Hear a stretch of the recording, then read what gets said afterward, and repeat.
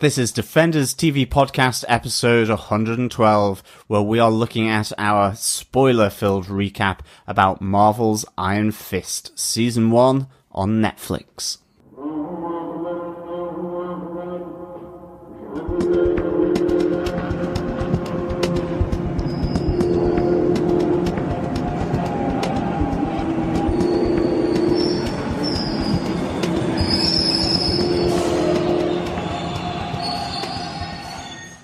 Welcome back, fellow Defenders, to the fourth installment of our recap series. We're looking at Marvel's Iron Fist Season 1 that was aired on Netflix this year, and this is episode 112 of Defenders TV Podcast.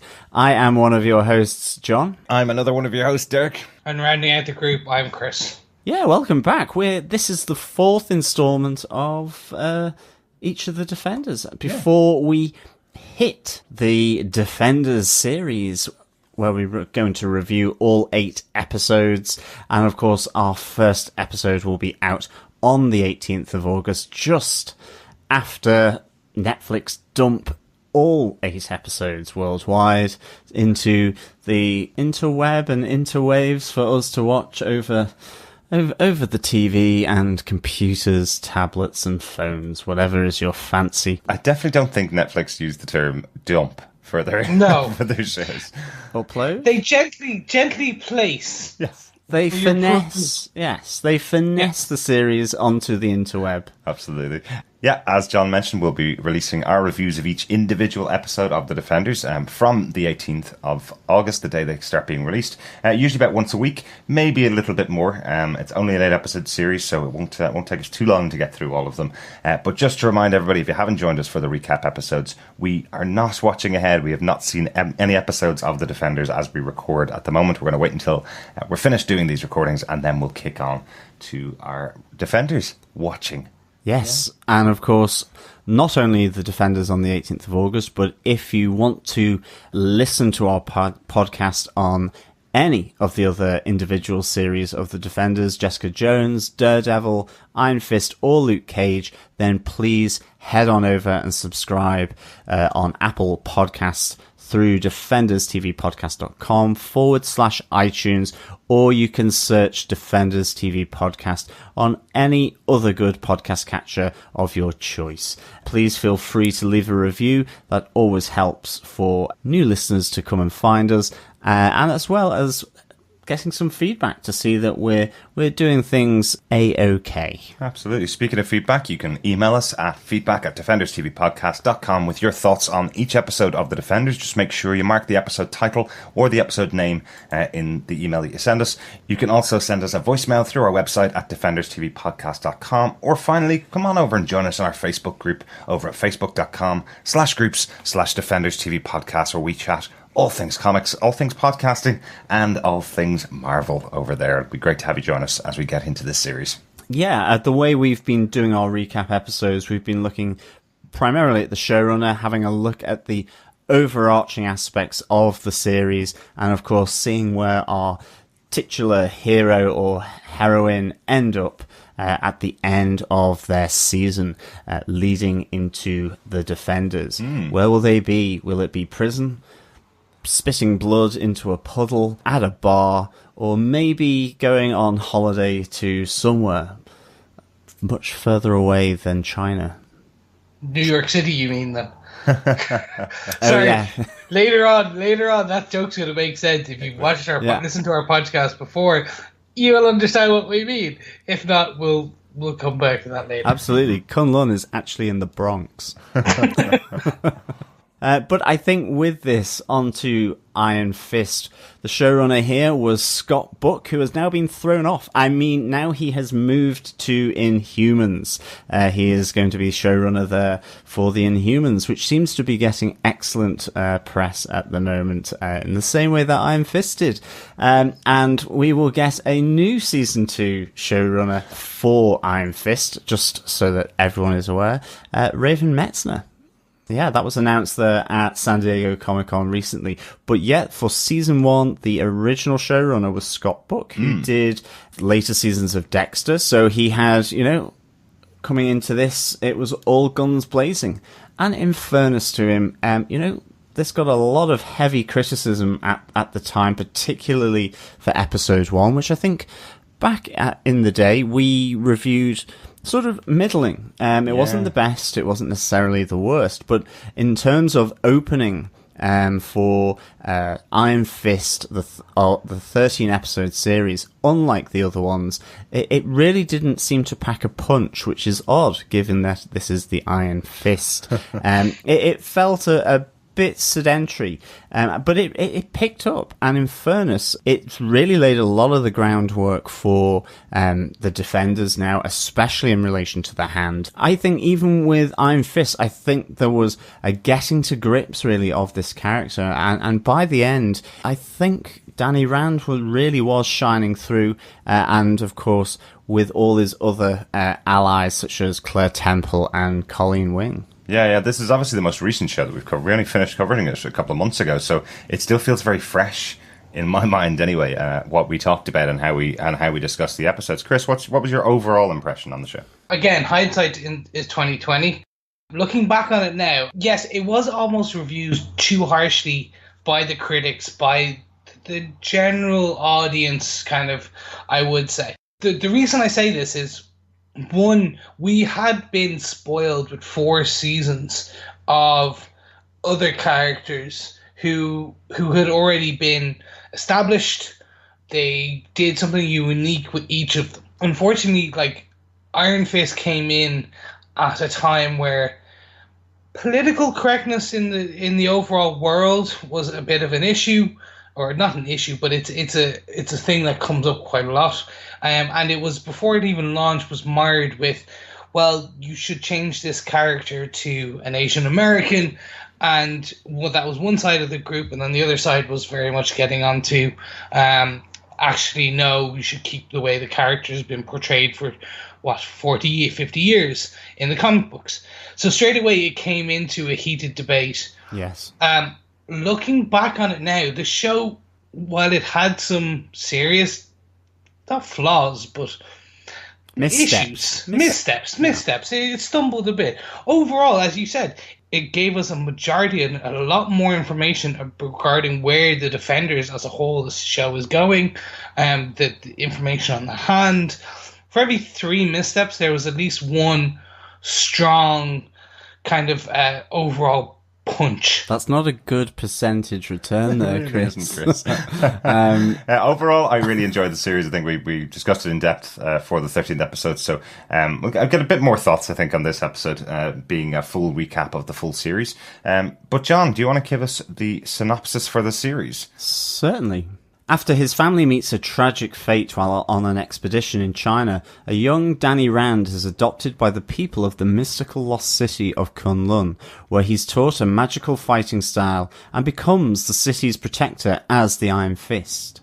Despite the great power of Xiao the Undying that is within Danny Rand, he has still not mastered control of his chi.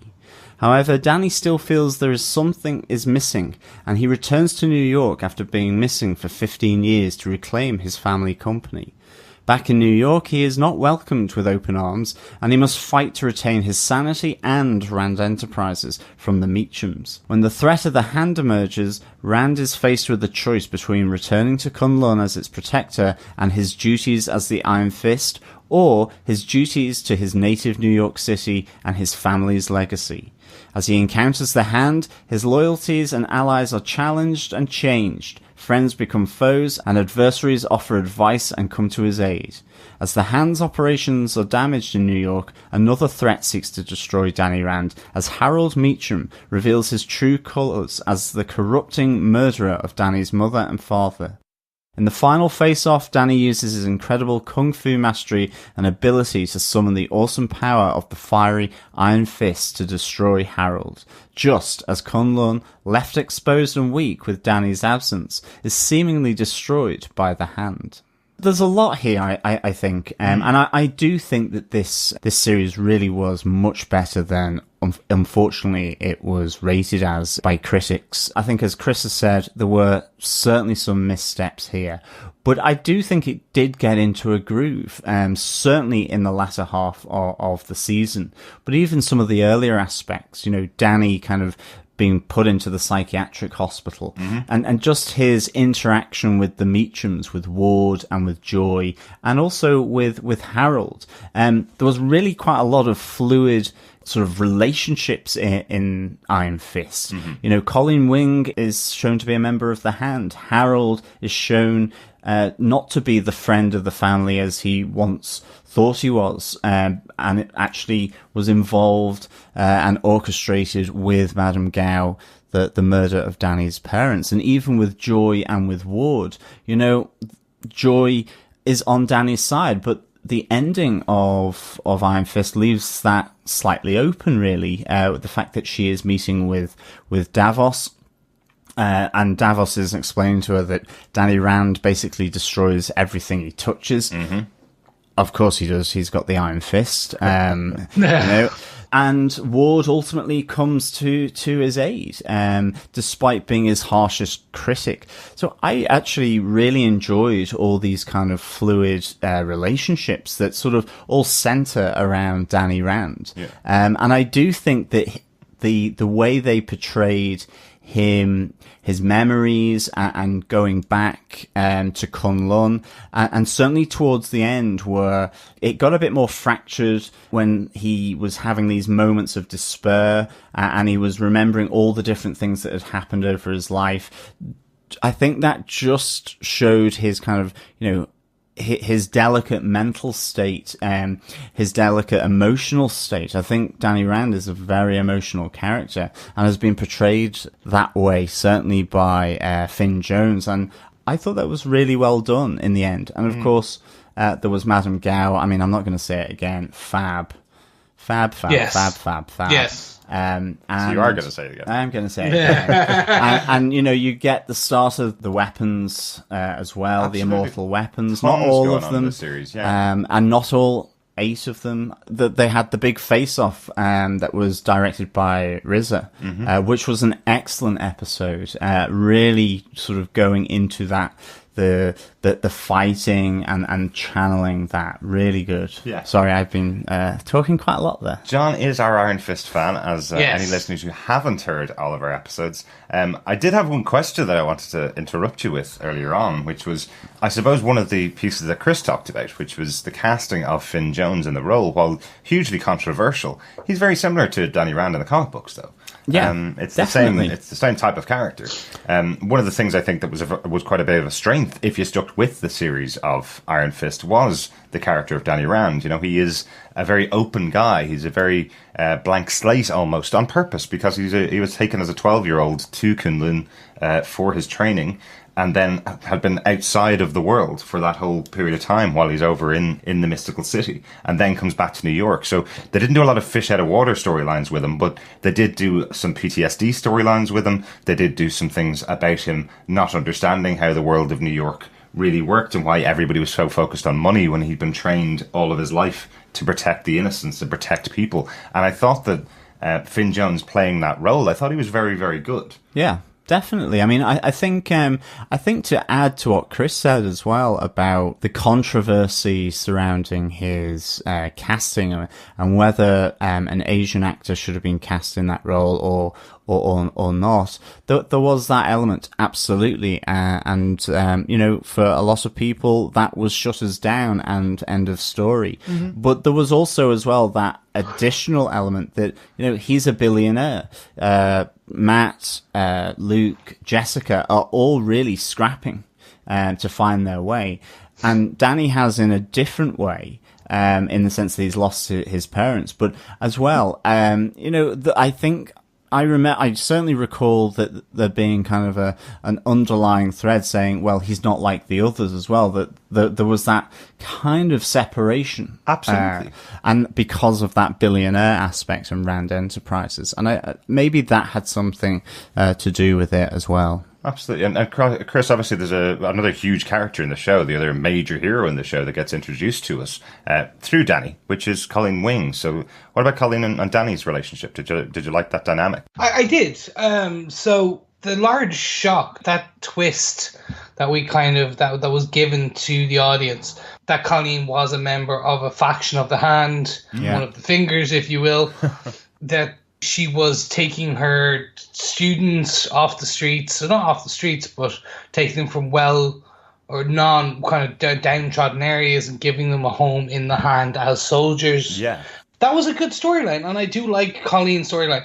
The connection she made with Danny it did seem forced, and that was the fun part because he even thought it was forced. Mm-hmm.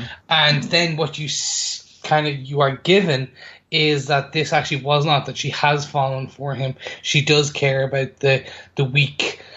She was led to believe that the Hand were actually a force for good, not a force for evil. Yeah.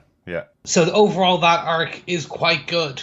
We did call the twist slightly early. Mm-hmm. And I think it was John or your crazy theory, and it turned out to be true, so I was quite happy with that. I got one right. Yes. But overall, it was good. And where it leaves Colleen being back on the side of the good at the end of the series, being Danny's confidant, being his love interest, which again is quite interesting because in theory Misty Knight is his love interest in the comic books. Mm-hmm. So what we're now getting an introduction of Misty Knight and Colleen Wing, the Daughters of the Dragon, and Danny going out with the other one, not the one from the comic books. And what we do have then is Luke Cage going out with Claire Temple, and we have Jessica Jones going out with no one, and we have Matt Murdock going out with Elektra. Well, that one's the one we all knew. But the other ones are all slightly askew. So it's going to be interesting where we are left in terms of these relationships at the end of the Defenders. Yeah. I have a feeling Matt's relationship with Elektra took a little bit of a turn for the worse at the end of season 2 of Daredevil, though. Oh yeah, like when death is nothing to a superhero. Come on, in the Marvel universe. Yeah, yes, that's true. Definitely, Jessica Henwick's Colleen Wing was a standout of the show for me. I just thought her fighting scenes were fantastic. I loved her storyline, particularly the first 5 episodes. There was a little bit of a dip in the storyline as she was pushed into the background a little bit when there was too many other characters around. She kind of disappeared a little bit from the show. But it made me miss her every time she wasn't there because of how good the actress was playing the role. She's just one of those characters I really want to see more of. I'm really excited to see the fact that she seems to be getting her own kind of separate arc from the Defenders within the Defenders show.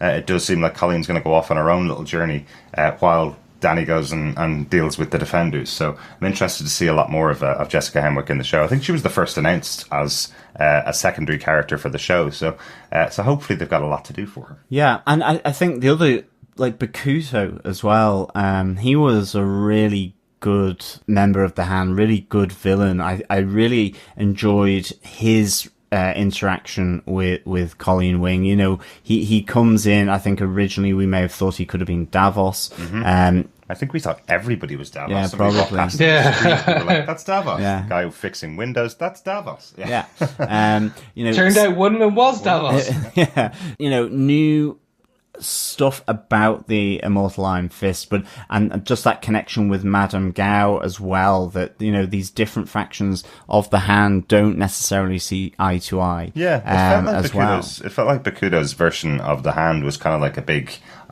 organization like a Facebook or a Google or something, which tells itself that it's not evil, even though it's come from evil. Yeah, absolutely. But I think the great thing about those as well was just that, Bakuto had that old black and white footage of a previous Iron Fist. Which was awesome. Which was absolutely amazing. And of course then with Madame Gao, I think it was in episode 6 that was directed by RZA, where she says, "You're not the first Iron Fist that I've met." Mm-hmm. And immediately as well shows her own strength and power by knocking Danny along a massive warehouse. Really, tying these characters into almost the same world as Kunlun and the mysticism of that immortal city. Yeah. And Xiao Lao the Undying. Really, really cool. And of course, Davos. When we finally did spot him and our 100th attempt, what a great character. Brought that kind of, I'm your best friend, but incredibly jealous of you for having become the immortal Iron Fist. Absolutely. And how that kind of, that jealousy overtook him and certainly after they'd been fighting Bakuto, which was, again, just so beautiful. I think it was in Central Park, in that area of Central Park, which was just fantastic. Mm-hmm. So the one thing we coming into Iron Fist, we were questioning was how they would bring this mystical element that is Kunlun, one of the heavenly cities, how they bring all that into it. Yeah. We never were quite sure. Uh-huh. And they did, and to give them some props where props are due, they did that, and they made it a kind of structured story. Like, yes, there's some suspension of belief that even you characters make fun of, which is you killed an undying dragon. Correct me if I'm wrong. An undying dragon, you killed him, and you took his heart. Okay, like there is even slagging there, but they managed to do this in such a way I thought was really well. Mm-hmm. Yeah, done. I think. For me, that was the little disappointment of the show. My understanding, and these kind of numbers are never really released, but my understanding is that this is the one of the Marvel Netflix shows that got the least amount of budget. And given its subject matter, the mysticism, the city on another side of the world, a fight with a dragon, given all of those things, this show probably needed the most spent on it. So, yes. So they did a number of things to kind of hide the budget, I suppose. The fight with the dragon being just the eye of the dragon in a cave, obviously. I was waiting for a lot of the series and was a little bit disappointed to not have that moment. If you're doing the origin story of the character, that's kind of where you pour the money into. That was probably one of my disappointments with Iron Fist. But one thing that wasn't a disappointment with the show was the characters of the Meachums, which are 3 very, very big characters in this show. What I particularly loved, and I think all of us had the same feeling about the character, but Ward Meachum being the character who was the most irritating in episode 1, 2, and 3, where you didn't want to watch him on screen because he was so like an 80s Wall Street guy. And by episode 7 or episode 8, you're watching this guy crack and fall apart and be the most interesting thing on screen. Betray his father. Betray and kill his father, yeah. And then the end. Absolutely, and he's back in charge of Rand Industries with Danny Rand by his side, effectively. Yeah. It is literally the titular rise, fall, and rise again of a character. Yeah. I thought Tom Pelfroy here was really good as Ward Meachum. The middle finger to the cameras that his dad has got in his office was just classic. I loved the fact that, obviously, the way they had styled his hair for this, which was all slicked back. As soon as he became slightly unhinged, the gel started to fray. So it gave him an even bigger sense of craziness. He was taking the antidepressants or whatever pills those were, and then ends up taking on the new steel serpent emblazoned drug. He's taking bodies out to the Meacham's pond of death where all the bodies are stored. And then he kills his dad. He stabs him. And unfortunately, Zombie Harold returned. And again, David Wenham, fantastic as Harold Meachum, just real unnerving. I think of any of these, I do feel Joy probably was suddenly almost forgotten about in the middle. She was very much there at the start, but really Joy's character was the one that seemed to kind of fall off a bit within the series, which was a shame because she was closest to Danny. And obviously the sudden reveal to her that her father was still alive. The Meachums were really, really good, and of course as well there was Kyle, the ice cream ghost. Poor Kyle ordering his vanilla ice cream and paying for it being so boring. Ice cream scoop death. It was fabulous. It was absolutely fabulous. I loved David Wenham in the show. I was expecting him to be the big bad all the way through, having Ward kill him halfway through the series and have him come back to life, to just walk back into Ward's life and kind of and still make his life even worse. I love how much pain and tragedy and horror is unleashed on Ward Meacham. He was just a CEO of a company. Yeah, okay, he was a bit of a hard ass, but to have gone through all of this stuff in 3 months, I'm surprised he didn't end off in a psychiatric unit and the keys being thrown away. But yeah, really, really great character. Really enjoyed watching him on screen. Yeah, no, I can't agree. Everything you guys have said, I can't agree more with. Joy was my disappointment in this series.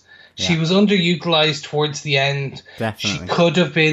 She could have been something so much more. She had that with her. The actress had the potential as well. And unfortunately, I feel what they've done is kind of pulled back on her, knowing that potentially they'd get a season 2 and where she will end up at the end of season 1, but kind of set her up well for season 2 as a big bad. Pretend not a big bad, but at least a bad. But my standout as well, above Finn Jones, slightly above Finn Jones, but still above Finn Jones, would be Tom Pelphrey as Ward. Mm-hmm. Yeah. It was just fantastic as an actor, as a character arc.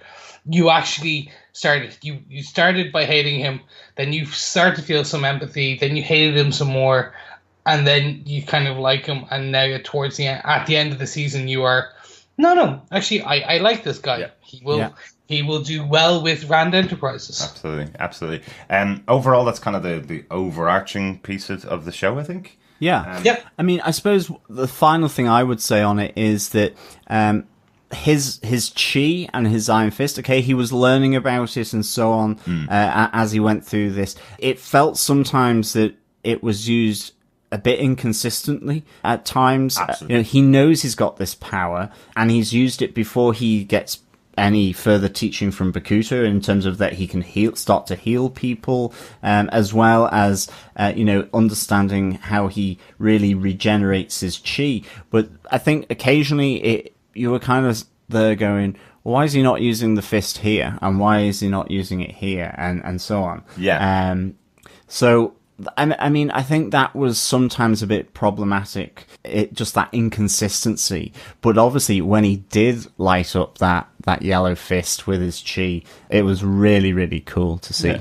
And I do understand the kind of pushback that you got from the writers and from the showrunner and from everybody involved in the production to that type of criticism, which was, well, he's only learning. By the end of the season, he's much stronger and much more powerful. But it is, as you say, John, it's the inconsistency of it is the problem. Without the explanation as to why, even terrible soap operas they got a bump on the head, so they've forgotten what they did yesterday.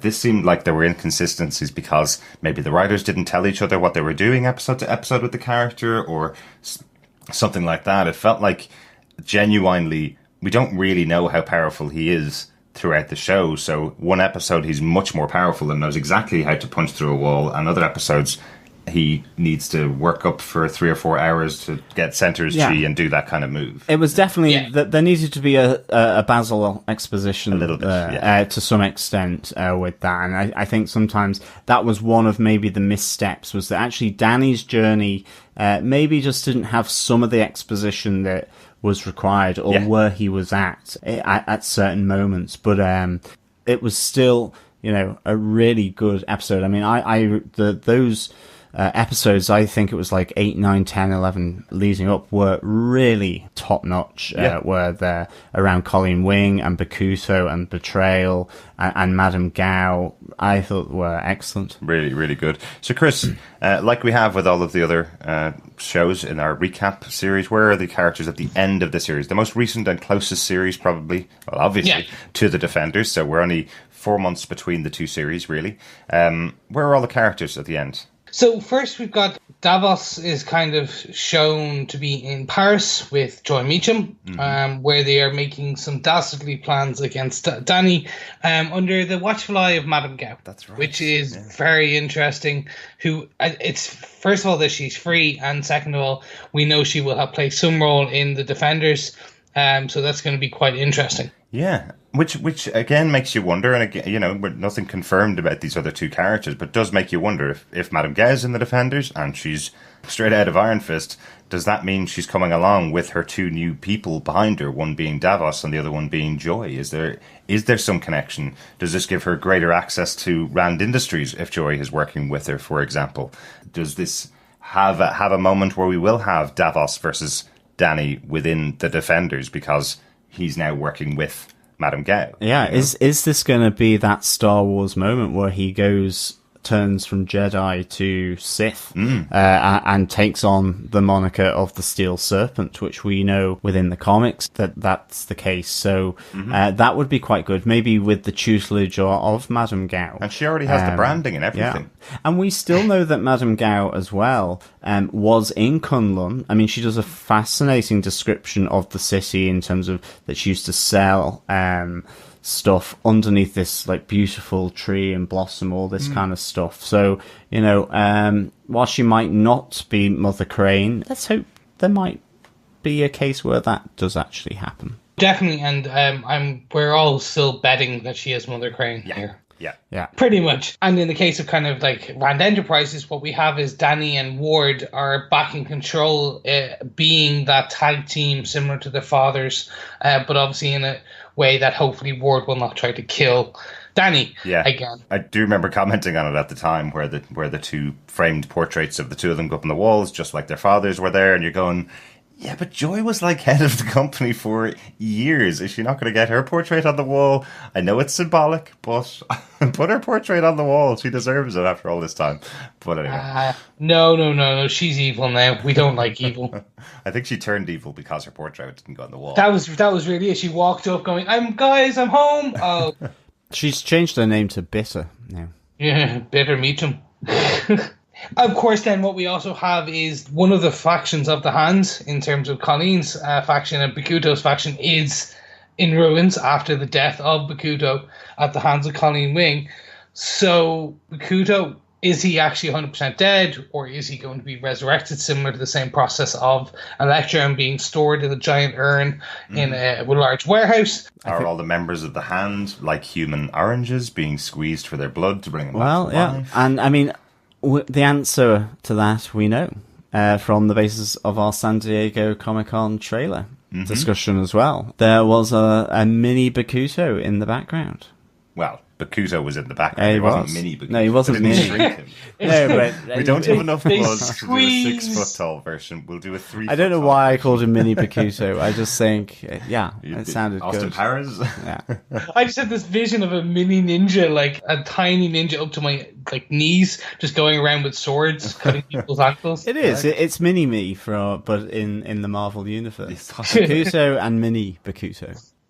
And then, more importantly, gentlemen, we have Dany and Colleen outside of Kunlun, actually just inside the gateway to Kunlun, and they find death, destruction, and no Kunlun. That's right. So this is the most interesting part. Kunlun, after, what was it, every 11 years? 10 years? 15. Every 15 years. So it is left early. Yeah, I do remember there was something about that in the show, wasn't it? I think it was 10 in the show and 15 in the comics, so I'm just not exactly sure. But yeah, yes. You're absolutely right. It's gone for a very long period of time now. Has it left the realm, or was it blown off the side of the mountain? We never knew that, and that is one of the bigger questions. Yeah. There wasn't much left of it, anyway. There was smoking ruins, or a smoking hole where Kunlun should be. Yes. And we were never sure whether that was it destroyed, or was it they have that kind of do not press button behind glass, and they smash in case of emergency. That didn't and it's just happen. If you didn't watch the series, that didn't happen. You just see a load of monks going, no, smash. All right. But that is where we end up leaving the Iron Fist at the end of this season 1. And it was Dany and Colleen on the side of a very snowy mountain, trying to figure how the hell they were going to get back to New York City. And we know they do. They are in the Defenders, so it's now how. That is the question. That is true, but we also did learn that with the Defenders from San Diego that they are still on that kind of mission for Kunlun and will presumably in 5 minutes work their way back to New York in the same way that they flew back from the Chinese warehouse. Yeah, but China was only just across in Brooklyn, though. Yes. We never explained that. Go watch the episode. That's an easier way. Or go listen to the episode, I should say. Yeah, I think if you've seen the episodes of Iron Fist, you know that there's a really poorly done production piece that's supposed to be in China, but just you can almost see the Empire State Building in the background of the scenes. But hey, yes, though they will definitely return from Kunlun back into New York, back with the Defenders on a mission after, as you say, the possible destruction or disappearance of Kunlun. But now it looks like Danny is now trapped, I guess, on Earth. As his gateway to Kunlun is closed now. So yes, the gateway is closed, or the gateway has been destroyed. And in the same way, that means Davos is also trapped. Yes. And we'll probably want to take this out on Danny as the person who's led him away from the beauty that is Kunlun. Overall, gentlemen, who wants to go first on their final thoughts on Iron Fist? Go on, Chris. So, as I said earlier, for every kind of misstep there is in this show, there is equally a large leap that makes it worth it. Actually, I did believe I said 3 missteps for every piece that makes it worth it. Yeah. But let's not count. This show is necessary. It connects heavily to the Defenders. It has some amazing cast, amazing characters. Suffers from some questionable writing, questionable connecting of actual episode writing by the writers. It feels like it was slightly rushed, but also, as Derek, you said, it feels like it was given the least budget, least amount of time, and rushed out. Mm-hmm.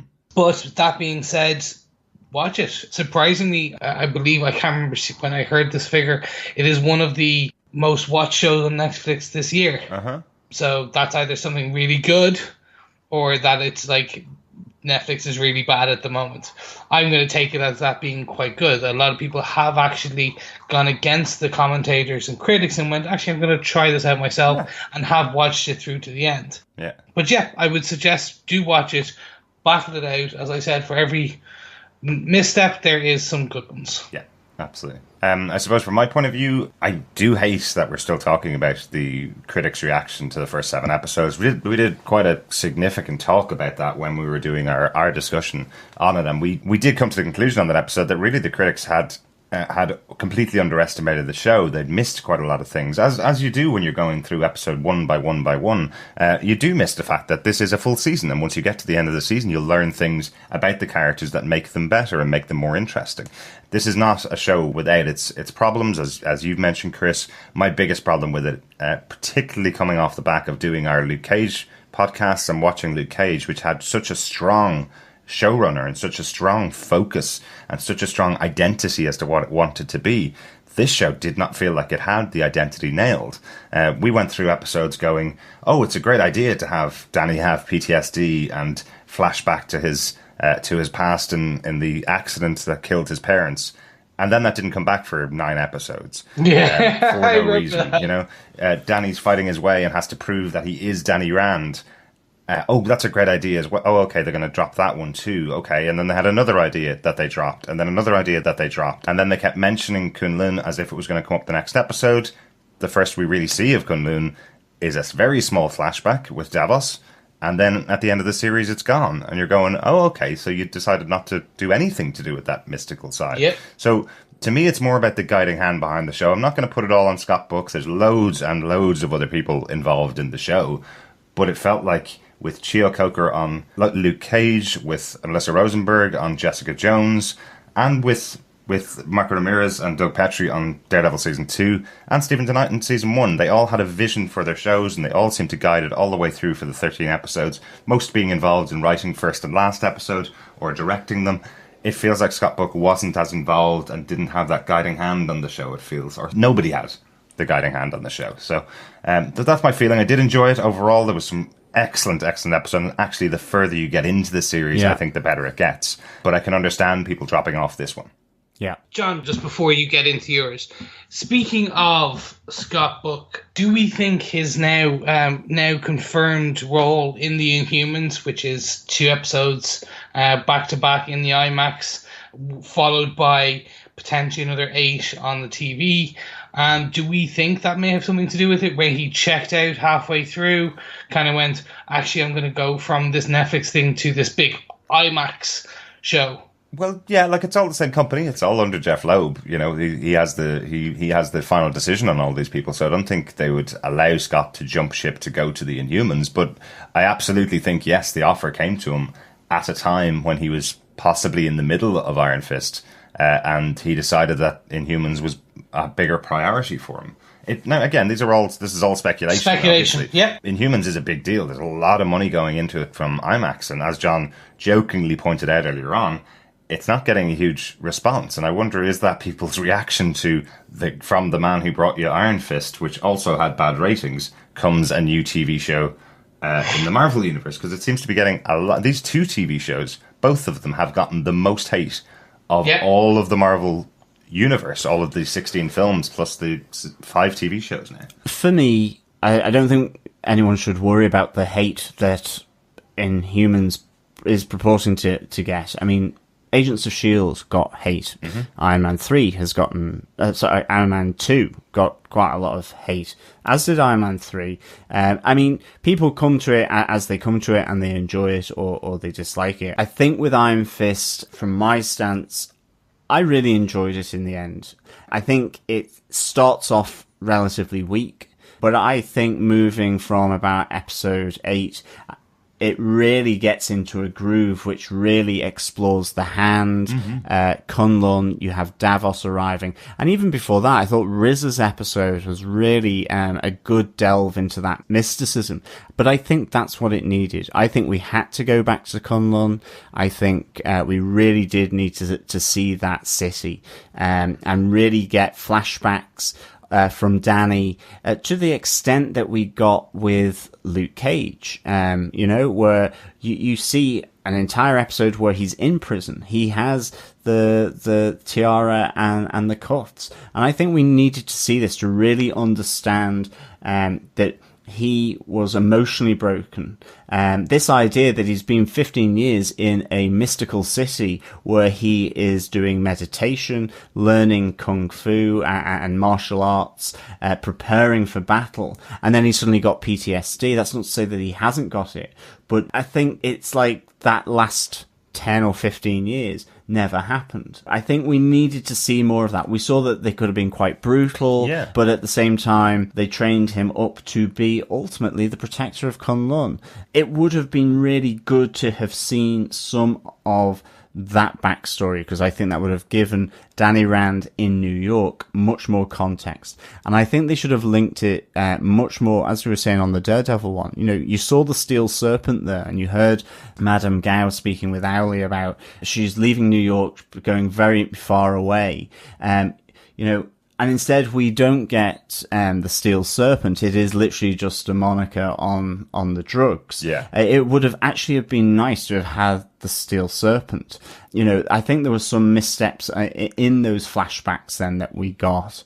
But I do think it built with Colleen Wing and Danny's relationship, then the betrayal, Bakuto and Madame Gao's factions. It really built. And the Meachams were a joy to watch, I think. And again, that's an important part of Danny's backstory. And that, I suppose, ultimately actually is what they focused on. Was the Meacham's involvement in Danny's life, and how ultimately he learns that Harold was a bit of a shit, really. So I think it started off weak, but I think it certainly got better. And I mean, Marv at the start of it, the homeless guy in the park, I mean, just made no sense in the end. You've never known that, have you? No, absolutely made no sense. Even the eagle was so infrequent, it didn't even really register as some kind of signifier of Kunlun. And so I think whether it was a low budget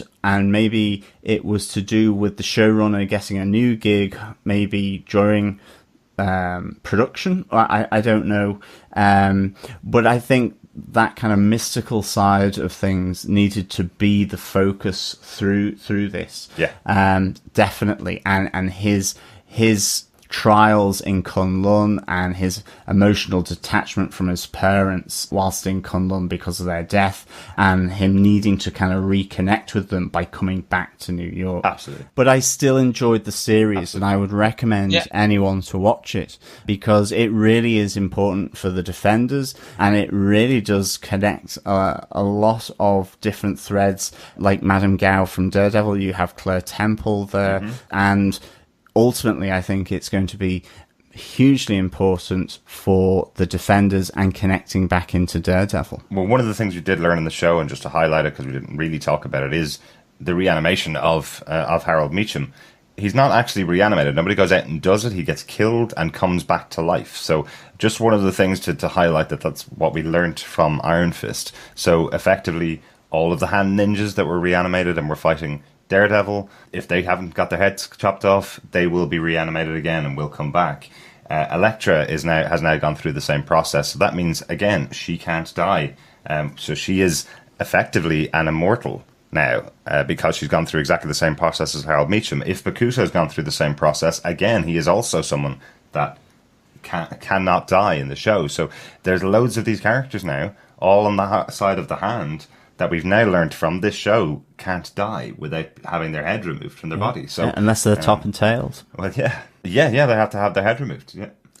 Yeah, and we hopefully may get that scene where Jessica and Luke punch two of the immortal hands and literally clear their heads off it. Yeah. That could be they're both super powered, and it'd be like, oh, we can only kill you by cutting your heads off. Okay, just pull it off. I will rip your head off. One final thing before we head on, I'll put a bit of a poll out in our Facebook group at facebook.com/groups/Defenders TV podcast. Just to find out what, now that we've done our 4 recap shows, I wanted to find out what our group thought of the actual main 4 Defenders. We have, obviously, Daredevil, Jessica Jones, Iron Fist, Luke Cage. With 8% of the vote, Luke Cage is our final Defender. Iron Fist is 13%, so very close to Luke. Jessica Jones, 37% of the vote went to Jessica. And just higher, a little bit higher, 42% of the vote went to Daredevil, with 2 seasons again, and he was the first Defender. So understandable that he'd be a little bit higher than the rest of them, but took a lot of the votes, really, as well. So thought it was an interesting poll. I think all 3 of us landed on Jessica Jones, right? Yes. Yeah. Is definitely our favourite and our favourite character from all of the shows. So really looking forward to seeing her next week. As you're listening to this, listeners, next week is when the Defenders is coming out. So really looking forward to seeing Jessica and all of the cast back on definitely. I can't wait to see how these 4 interact and get pushed and shoved by Alexandra and the Hand. Yes. And if you want to join us for those podcasts and all of our podcasts, all you need to do is go over to find us on Apple Podcasts, just search for Defenders TV Podcast, or go through our link on our website at defenderstvpodcast.com/iTunes, or you can find us on any good or evil podcast catcher just by searching for Defenders TV Podcast and subscribing to us there. Absolutely. And as we move into the Defenders on the 18th of August, we will be putting up on our Facebook group spoiler posts.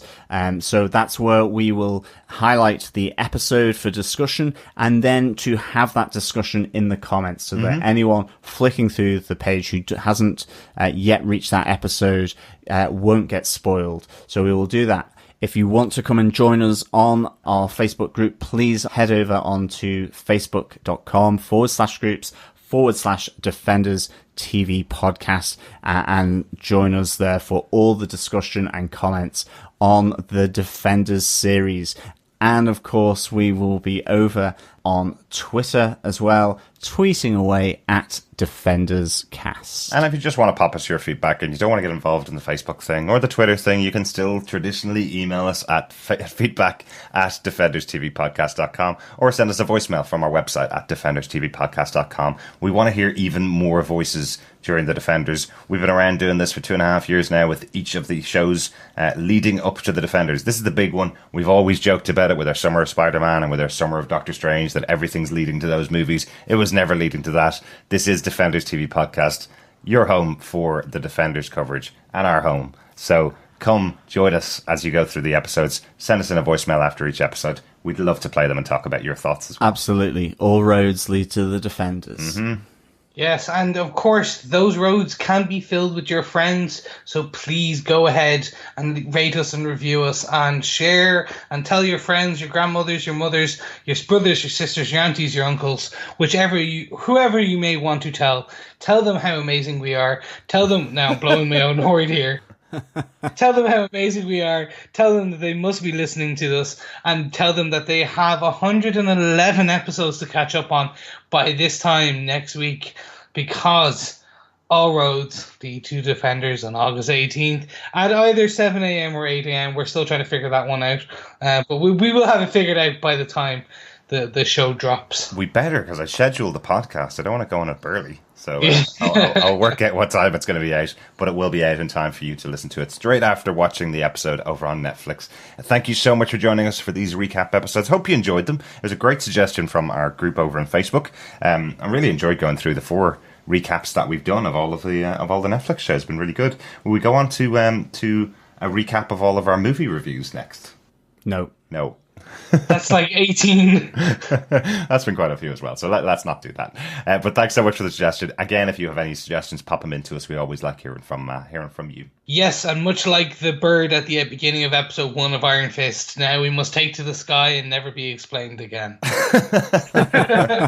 Nice, Chris. Nice. Thank you. Absolutely. I'm off to go and charge up my Iron Fist. Thanks for joining us. As always, it's a pleasure to speak with you. We will be with you next time. Ta-ra for now. Bye.